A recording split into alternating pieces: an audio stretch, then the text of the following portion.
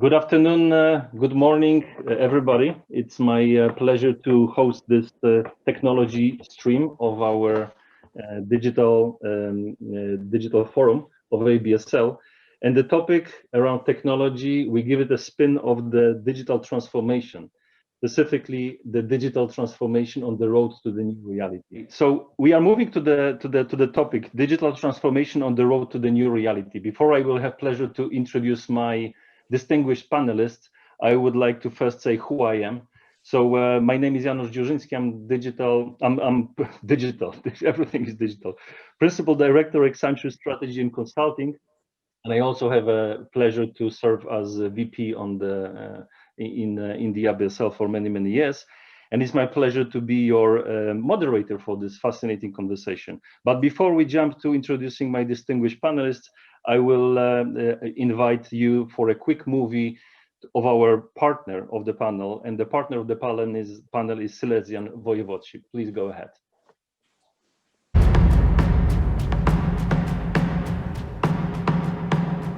Znamy naszą przeszłość, a znając ją, uczymy się na niej budować rzeczy współczesne. Sięgamy po wsparcie designu i wsparcie nauki, które wspólnymi siłami pozwalają nam oddać fragmenty naszej przyszłości ludziom.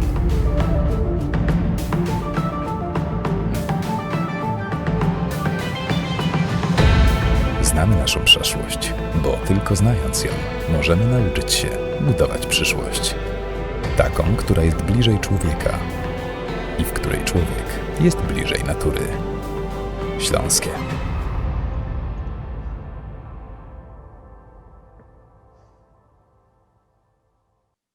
Okay. Thank you very much for the movie. Thank you to our sponsors, Silesian Województwo. And with that, with no further ado, I will have pleasure to introduce my panelists. And here they are in alphabetical order. I'll start with Dominika Bettmann, who is Siemens CIO and Director of Digital Industries. Hi, Dominika. Hello. Second one is Emilka Burzyńska, my good friend from Procter & Gamble, who is Central Europe Global Business Shared Service Leader, IT, and Associate Business Information Security Leader in Global Business Services. Hi, Emilka. Hello. Hello, everyone. Third one is another friend, Darek Kubacki, who is KMD or KMD Vice President Managing Director. Hi, Darek. Welcome. Hello. Then we have somebody from the public sector, Ms. Beata Lubos, Director of Innovation Department in the Ministry of Economic Development, Labor and Technology. Hello, pleasure. All mine. And Amit Fadnis, General Electric GE Chief Digital Officer, Corporate Officer in GE Healthcare. Amit, pleasure to have you. Thanks for joining us. Hello. Wonderful. What an exciting topic. It is technology, but in reality, this is more about digital transformation. But hey, here we go. We talked about digital transformation for a long time. Now with this COVID situation, question is, what really happened? Did it accelerate? Did it slow down? What do we need to do better? What we failed with? What changes will continue with us? And I will start with the first topic. And this first topic is about new ways of doing business, but new ways of doing business in the light of numerous changes that we had to go through over the course of last few months is changing the landscape dramatically. So question to Dominika. Dominika, if I think about all these changes that had to be implemented in the recent months, which of those were the most profound ones, the biggest ones, and which of these that had to be implemented will stay with us for longer? I have 4 thoughts I would like to share with you here. And the first one is quite obvious. It's about remote work. It came to some people as a surprise and to some companies as well. But as a matter of fact, everybody worked already in that mode to some extent. And the question was only how often and how popular it is that we all work remotely. And here the entire scope of topics is coming from the first reaction of all companies, putting everybody on remote work, including white collars, blue collars, operations as well, which was quite a tough thing to do, because servicing the critical infrastructure in a country, you cannot just say your customer from one day to another that you are not out there. You need to be out there. And pandemic caused a lot of difficult questions in that respect. I think the second topic, Janusz mentioned you mentioned in your introduction that everything is digital today. I think not yet. So we are in a certain process of digitalizing, first of all, our operations, our contacts, our relations, our daily activities. And this is quite a challenging topic as well. I believe pandemic came as a kind of catalyst for something everybody was waiting for in the starting blocks. All the tools that were there were not really used because everybody was traveling and everybody needed this physical presence in order to have this sense of fulfillment of your duties. And this is something that is probably the most difficult paradigm that needs to be changed, because now you are performing your job working online, and this is your job. This is something you are doing. Yeah, this is not only a question of tools, this is also a question of attitude. But those two areas seem to be quite well discussed in the past. What was not so well discussed during the last couple of months is probably how we address our customers, because this is probably also a very new way of doing business here. First of all, the fear was, or the threat was, that due to pandemic, we will lose our customers, that we will lose this capability of serving them, of being with them. All the old ways of doing business are slowly disappearing because you cannot simply go and talk to your customers in a big rounds of people with all the restrictions that you have due to pandemic. And with that, I think the question of trust comes very much into the discussion, because the trust was always there. Without the trust, business wouldn't be able to work. But in that particular situation, trust is fundamental. And I see it in a way that those companies that managed to continue keeping the relationship with their customers based on trust will continue doing it in the future as well. And I think this is one of the fundamental messages for this. How do we keep our customers? How do we serve our customers? Of course, there are other topics, how we address their needs, but this will be probably discussed also by me and other panelists talking about technology. And last but not least, what's new? Relationship between business and state. You also mentioned academia, other stakeholders, but state is crucial here. With all the shields that were imposed in the country in order to help the economy, with the necessity to define the framework, the legal framework, and the framework for the business in a new way, I think this conversation, this relationship between business and the state, and also the EU in our case, is pretty new, because of course there was always this strong request that the state is defining the framework. Everybody knows that. But the situation we are operating in those days is pretty new and requires the new way of thinking. So those four areas: remote work, relationship with our customers, digitalization, which is an ongoing activity, and last but not least, our relationship with the state. Excellent. What an answer. Very comprehensive. And you touched on so many different aspects. I'm pretty sure that some of them will stay with us for good. I would also comment that probably, especially the last one, the relationship with government and their engagement in the ecosystem is definitely welcome to stay with us for good. Let's move. No, if somebody has a fundamentally different opinion or something that you disagree with, or maybe something additional to these 4 points, just to remind you, the necessity of the online, the digitization, which is not everything is digital. I got this. I remember that. Super. The different relationship with the customer based on trust, which is something which pushes us to a different way of working, right? And then finally, the broader defined ecosystem with the government. Anything additional from any panelists before we move to the next one? Janusz, if you allow me comment here, and not disagree, but clearly add to what Dominika said. I would simply add also diversification of business. I think this time proved that it's not a good situation and good time for a niche business. Quite a risky thing, right? So diversification of business, diversification of our offerings, customer segments, geographical locations, all this stuff is simply lowering the risk.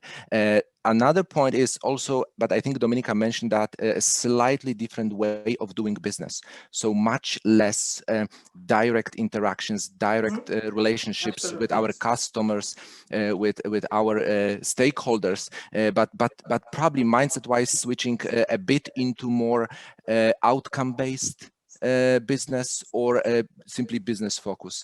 And last but not least, and I will probably refer to that several times within the next couple of minutes, it is a completely different position on our priority list of business continuity. How to make sure what we can do to ensure that our business continues, not only when the globe is prospering, but when we have situation like this one. So stability is over. We need to be prepared for everything, and this is really call for action for everyone who actually is in charge of business continuity in any sense of this word. This has been an excellent add. So I add 2 additional things to your list, Dominika, and I'm pretty sure we're gonna go back to these. Let me move to the second section of our conversation. And I thought that once we had this opening thing about new ways of working, and we listed 6 of them, there are probably more, but I think these 6 are truly profound. The second area is about digital transformation itself. We kind of beaten this topic to death over the course of last years, but now with the current situation, all of a sudden, it's a different game now. It's a different ball game. All of a sudden, we had to change things. And the question, maybe this time to Amit, did this situation accelerate the digital transformation? Maybe it made it more difficult. Maybe it slowed it down. And why? Examples appreciated.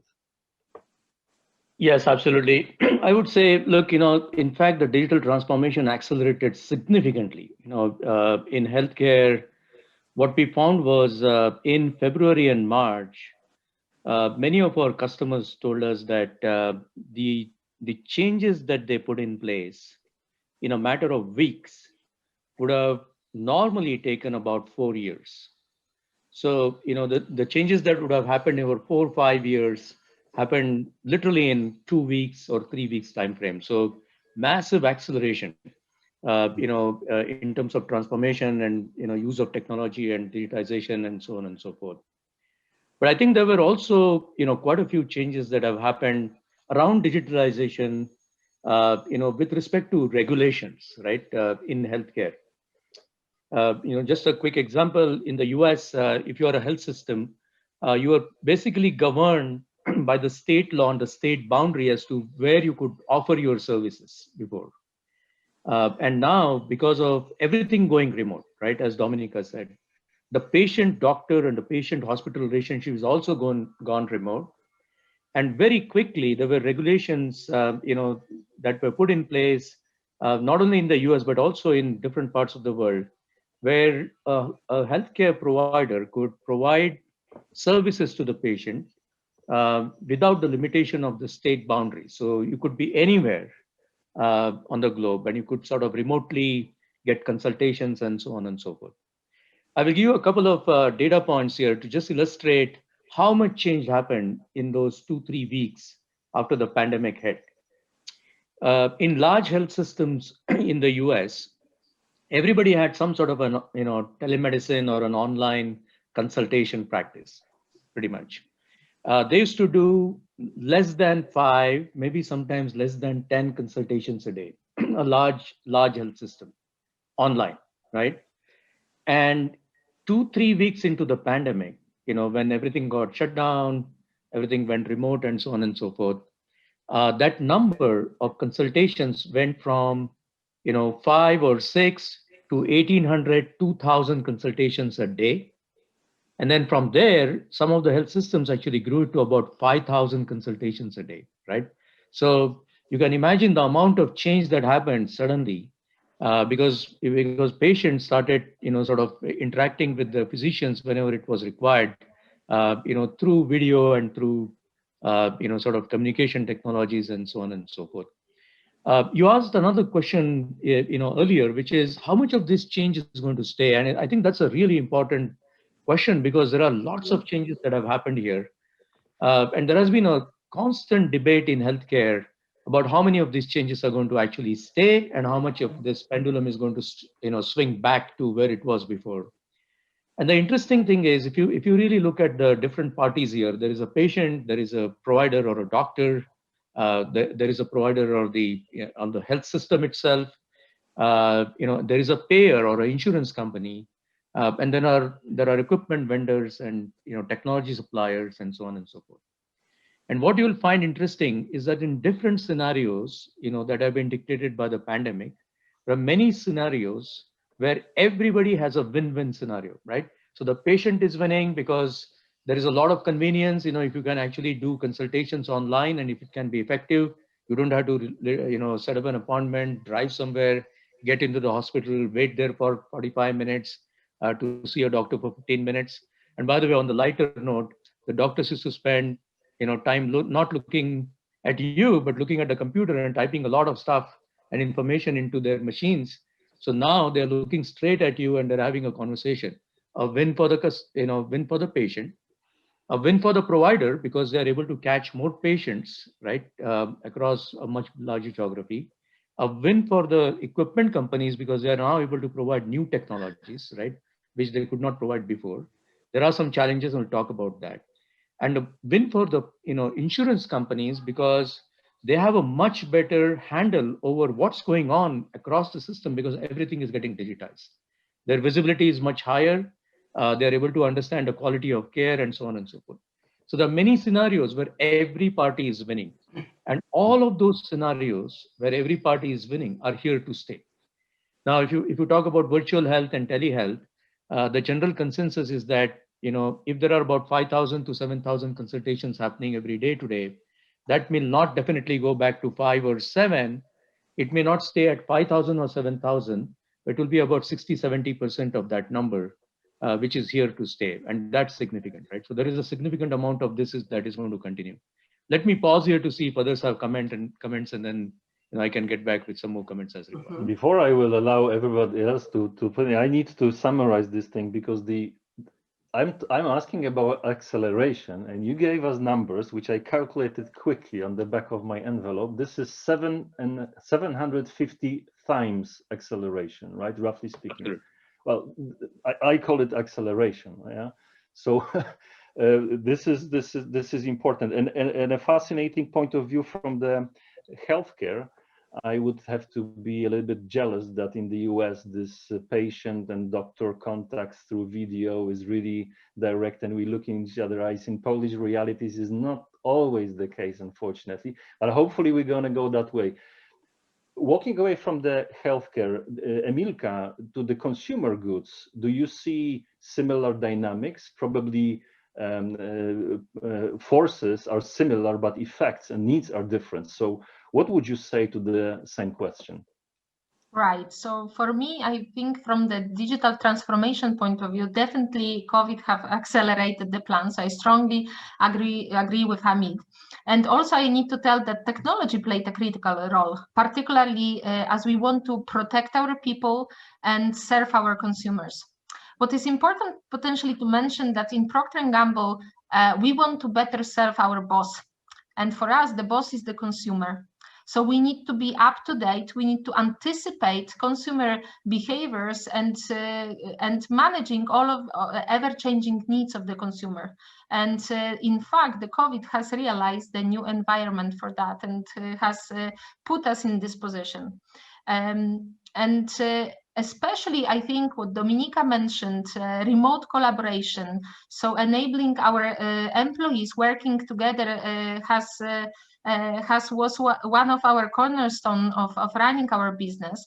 However, what's worth to mention is that thanks to anticipation of the newest technology possibilities and their potential, we were able to ensure our forces, our knowledge workers, were properly equipped and be ready to work remotely. So one of the facts I wanted to, and I would be passing with my talks today would be about following the trends and also be up to date, especially as we talk about digital transformation and technology, to be able to respond to ever-changing, in our case, consumer needs. And as we talk consumers, you mentioned, so we all know, and because we are all consumers, we have changed the practices we were doing. So we are much more into online. So all of us went to the e-commerce. So from the statistics point of view, I think I could share similar numbers as Can you beat 750 times? Pardon? Can you beat the 750 times? Maybe not as much, but definitely disproportionately much higher number than this one. I can claim that overall P&G is 50% managed through e-commerce nowadays, right? So which is significant. As you were in the times when we were, it was like what, 5% or something. So yeah, it's definitely significant. What to mention else? So the following still the consumer and being able to follow the trends, we need to understand where they shop. And as we all moved as a consumer, we were much more conscious during this COVID times for shopping patterns were moving to the more proximity stores, right? We were not as in the past going to the supermarkets as hypermarkets as so much, but we were more close to the high frequency stores. And this is definitely something that, thanks to also technology, enabled us to properly manage this trend and leverage the insights we are getting to properly staff our sales force, move the distribution of our sales force to the right stores, and ensure that our consumers are getting the products at the right time and exactly at the point when they need them. Okay, okay, fine. This was a very softly asked questions about acceleration, but it seemed like this is like a mega accelerations, and your examples are truly telling. All of you are experts in technology, maybe except with Beata, although who knows, I will come back to you in a moment.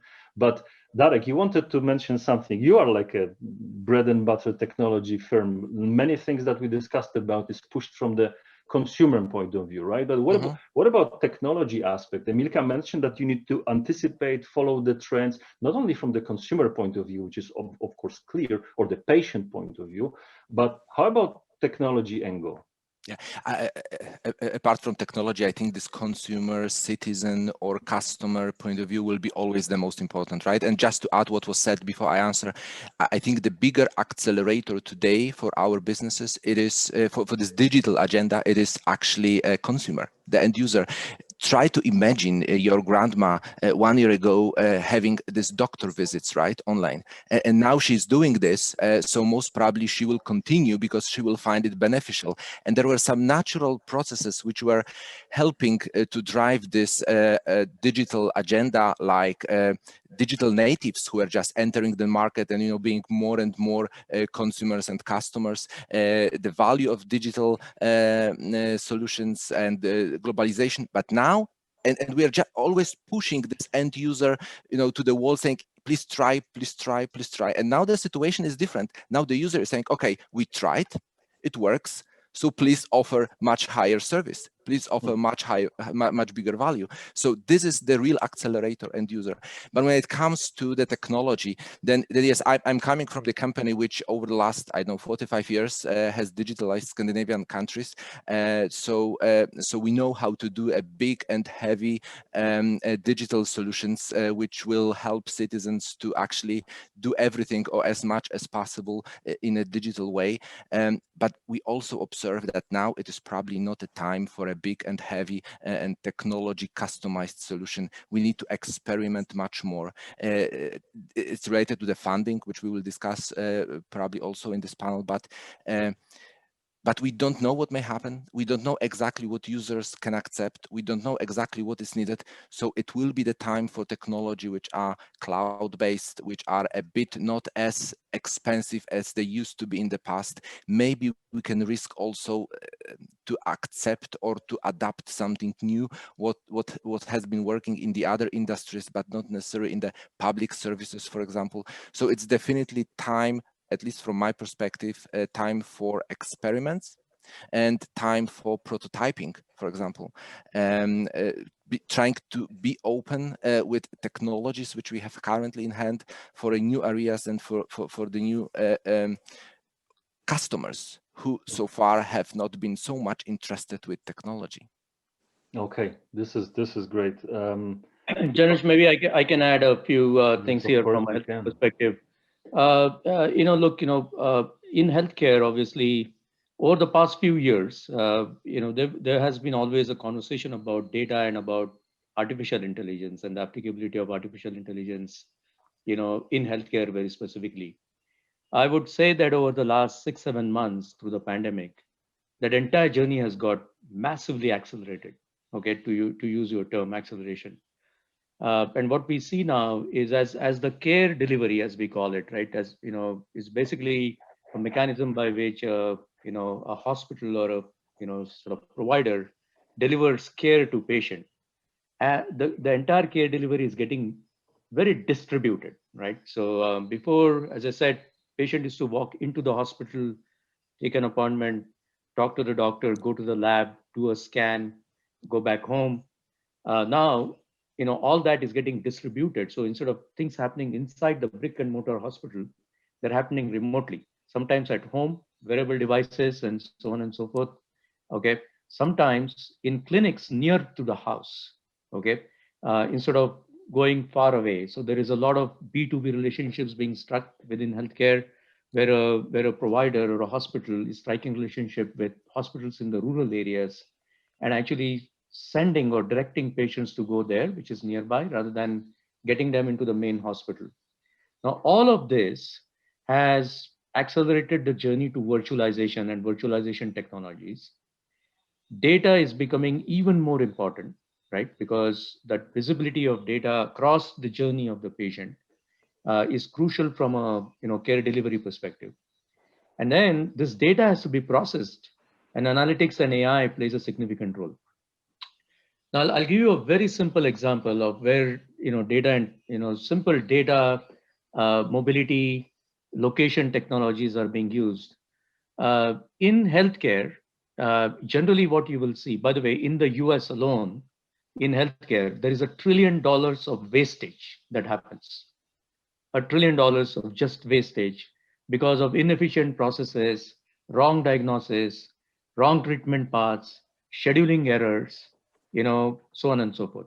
So take a simple, example of scheduling a patient for a particular consultation, right? Now, when you do that, what you used to find is there a certain percentage of times either the patient will not show up, okay, or would show up, but the doctor would not show up, or would doctor and the patient would show up, but the lab may not be alerted that the patient is coming in and that they need to do a certain test, or a scan center may not be alerted. And even if all of that works, sometimes the patient comes in, he needs to be done, a brain scan is required. There is an equipment in the hospital, but that equipment is not correct. It is not the right equipment, for you to do that right scan. For all those reasons, there was a certain percentage of time slots that were wasted every single day because all these errors used to happen. So we're using data, analytics, and AI significantly to look at where the patient is, what is the history of this particular patient. In the past 25 times that the patient has taken appointments, how many times has the patient actually turned up and how many times the patient hasn't turned up. So you can predict the probability of the patient showing up in first place, the capability of the equipment, the capability of the lab, the capability of the physicians and the consultations that are available. All of that is digitized, and you can actually churn it through an algorithm to create a completely predictive model, wherein you can say there is a 30% probability that out of the 7 patients, okay, 3 patients are not going to turn up for the appointment, or make sure that when they turn up, all the things are put in place so that the actual consultation can happen, right? Okay. This is a massive saving for health systems in general. And I'm sure it is for the patients, for consumers, and also for industry production. That Dominika is talking about. Hey, somebody told me 1 hour for this panel is going to be a lot of time. It is not, Janusz. If I may, I would like to comment on that. Here we go. Because I love your examples showing on one hand a very positive and big development. On the other hand, it is an ongoing activity. Only 30% of the boardroom members in Polish companies say that they perceive digital transformation as a change for their business. 70% of the companies in Poland say the catalyst for moving to the mobile remote work was pandemic. Without pandemic, they wouldn't go there. At least not that fast and not immediately. Then what we did, we went through a kind of DG index, which is the analysis of small and medium enterprises in Poland. And Polish companies have 1.9 points on 4 as far as this readiness for digitalization of the small and medium industrial companies are concerned. Another topic is that Poland is ranked 23rd on the list of digitalized countries in Europe, in the European Union. So I think, of course, the optimism is there, and this positive, this energy is very important. And I'm also proud of many examples that I could give you from the area of industry. But there is a long way to go. This is just my comment. Yeah. Absolutely. Thank you, Dominika, for giving us a little bit of a cold shower. I thought this is 23rd in the world, but if this is 23rd in Europe, then yeah, fine. We talked about money, right? Darek, you called money and investment to the face, and we also alluded to the fact of government at the very beginning. Beata.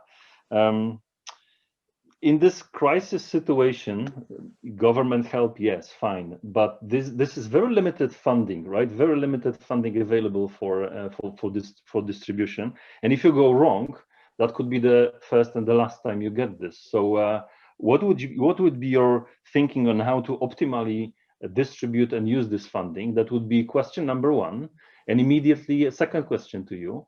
And what are your experience in this space? And the second question, no, I will wait for the second question. Funding first, money first. Thank you so much for a quite difficult question. Well, when it comes to the crisis situation, obviously there is a role for the government to play, and helping companies in order to survive this situation is obviously the role. So it's not a moment when you discuss extremely precisely and you look at every application from all the possible angles, because you just give the money, right? What you need in a situation like, for instance, in April and at present, what really counts is the time, and how can you effectively, in an effective way, help companies to survive. So this is a totally different model of operating than in a regular situation when you discuss research and development projects, you organize the panels which take a close look about the objectives you wish to achieve. Objectives in this situation is pretty obvious. I want to survive the situation I'm facing, and this is the issue for the majority of small and medium enterprises. So the role for the state here, first of all, is to help with rescuing the companies, and second of all, assist them in the restructuring process. And this is a tremendous issue when it comes to the branches which are severely at present hit by the crisis. So at present, we are also wondering how can we, as the government, help to pick a right business model for the future operations. I would say that nobody better than the business knows how to rearrange the business model, but there are certain trends that we would like to push forward, and obviously the digitalization, robotization, automatization is the right direction, and we would like to support that with the stream of funds that we have on board, and also green transition, because it's always a good idea to rearrange the processes when there is a rearrangement and restructuring situation. So this is an option to do it in a right way according to the rules of circularity, or in line with the circular economy principles. So I would say that we are, in a sense, providing the support when it comes to crisis shields. But what we are focusing extremely heavily right now is how to assist the companies in taking the right business model. And when it comes to that, there are no one-size-fits-all solutions. You can really go for it, pushing the digitalization, pushing the e-commerce way, and we are doing that, obviously. But in order to reinvent the company, it sometimes is heavily research and development intensive job. And when it comes to that, the funds are available. We are one of the largest beneficiaries when it comes to research and development pot of funds.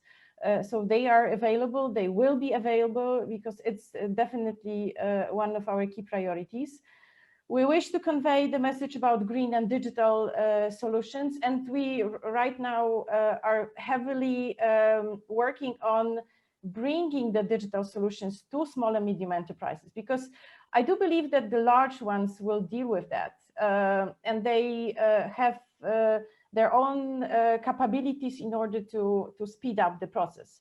But my priority is to assist with digital transition for the ones who will not reinvent themselves, or they will not find the business model for them to operate on the digital market. And this is definitely the role for the state at present. And there are plenty of solutions that we provide to the market.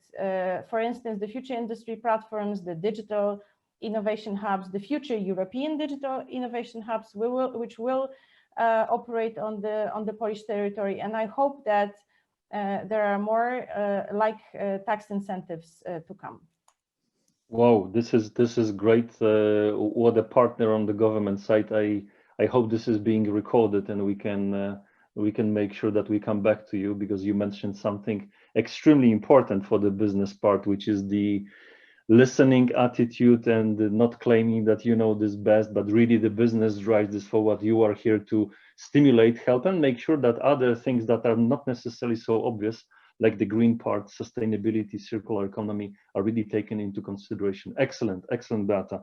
I would like to move to the last one, which is the fine. We are talking business. We talked about employees, consumers, patients, government. Somebody even mentioned university or academia. Maybe it was me only, but I think I heard this somewhere.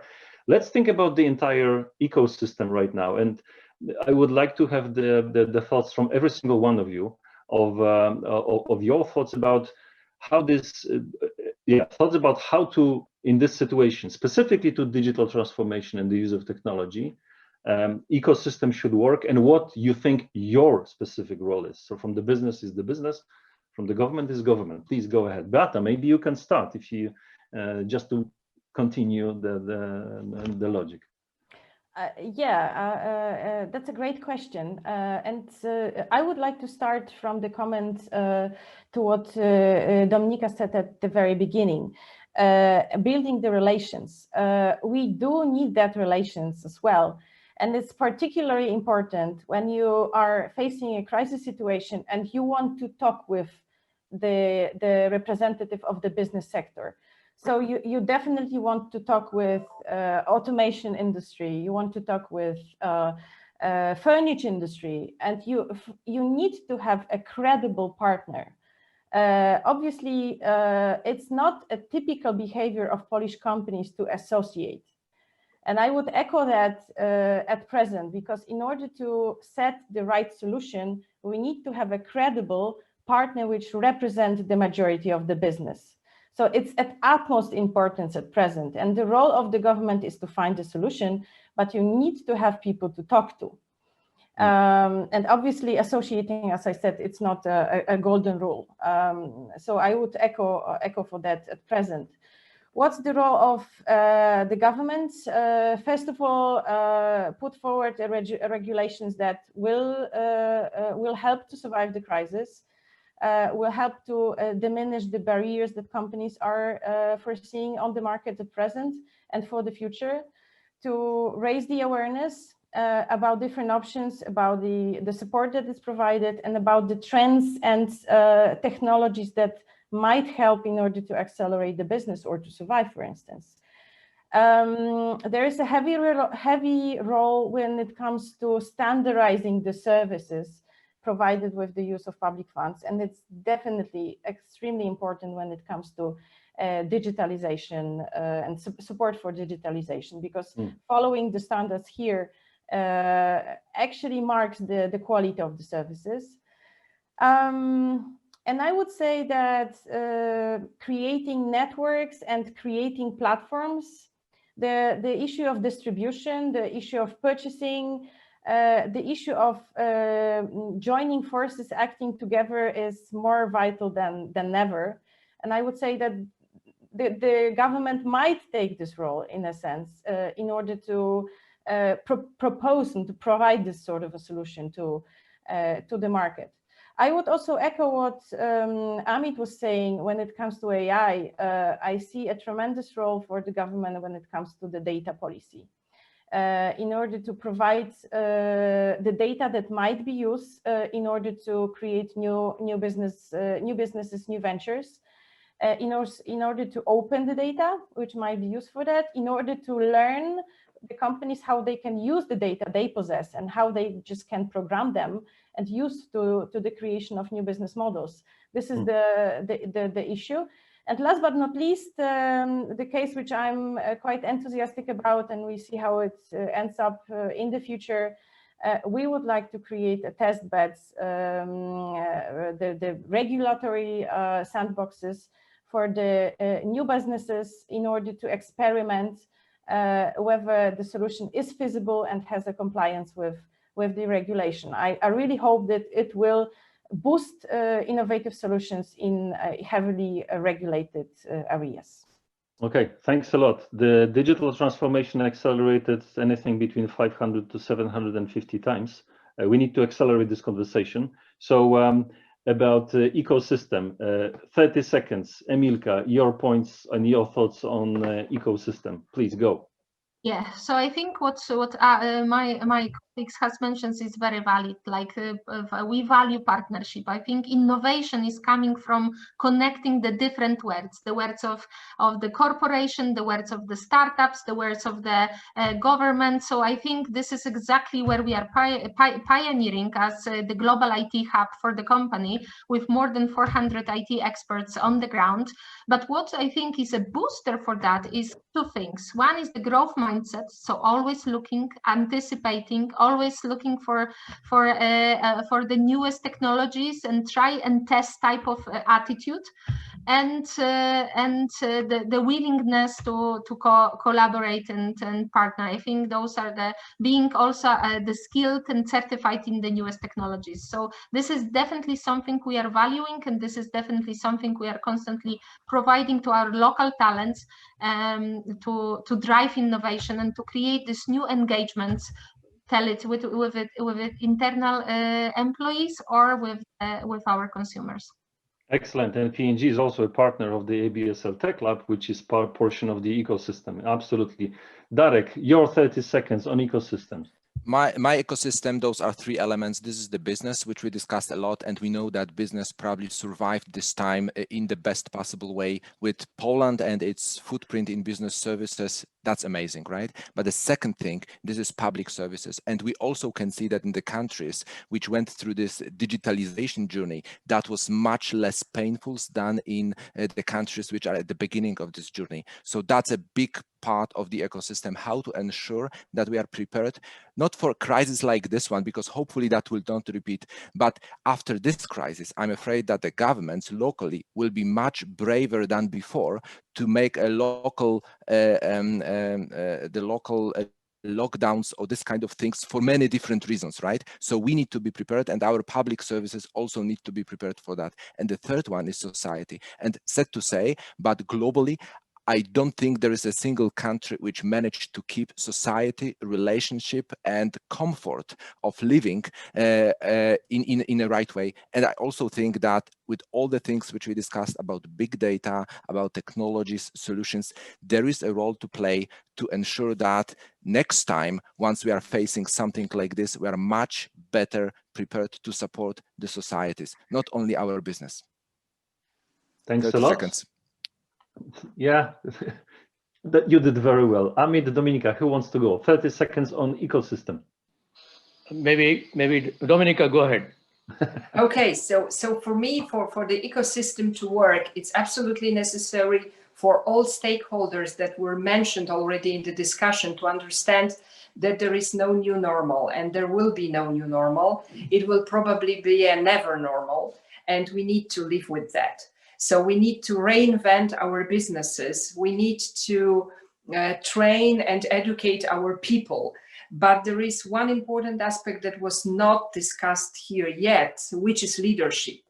We need self-conscious, brave leaders to guide the organizations through this difficult and turbulent times, and we need them everywhere. In business, obviously, in government and state organizations, we need them in NGOs, and we need them in the academia. This leadership, this new leadership, reinvented leadership, is for me a very important factor in order to make the ecosystem work. Thank you. Amit? Yeah, I mean, I would echo most of the comments that have been made already, and there were some great points made. I just say two things, right? One is, at least in healthcare, as the care gets distributed, there is no one entity in a patient journey that can do it alone in any case, right? So you have outpatient clinics, you have scanning centers, you have diagnostics labs, you have remote hospitals, you have homes, and you have the main hospital, and you also have the payers. All of these entities have to come together. So it's a big ecosystem play. The second thing I would say is, AI fundamentally requires every company to look outside and create platforms so that they can onboard, what gets done outside of the company on their platforms so that they can benefit their customers. I mean, in healthcare, what we've seen is, we do a lot of AI internally within GE Healthcare, but we realize that, if you compare the amount of AI that we do internally to GE Healthcare, there's about 100 times more AI development happening in almost the same areas that we are working on outside of GE Healthcare. So it is absolutely essential for companies to create an ecosystem and a platform so that they can orchestrate that ecosystem for their customers. Okay, this is great. Listen, somebody told me 1 hour is a lot of time for this panel, but not with this topic and not with these panelists. So we will wrap up. Just to end this on the quick note, one sentence from each and every one of you, something that you want to leave the audience with. One sentence from each and every one of you. Darek, you go first. Unmute yourself. Sorry. Digital transformation will be more important than ever. And it will be important for the companies. We know that, but it will be also important for the public services and for the society. So that would be one sentence. Excellent. Dominika. Digital is beautiful. Be brave and go for it. Here we go. Beata. I hope it's not trivial, but digitalization is not an option. It's a must. Excellent. Amit? I would say digitalization is a leapfrog opportunity so that we can serve the society much better going forward. And accelerate at least 1,000 times. Wonderful. Emilka? Yeah, I could only add that understanding the trends and keeping the pace with them would be crucially important. It's about how we want to be at our best, not only today, but also tomorrow.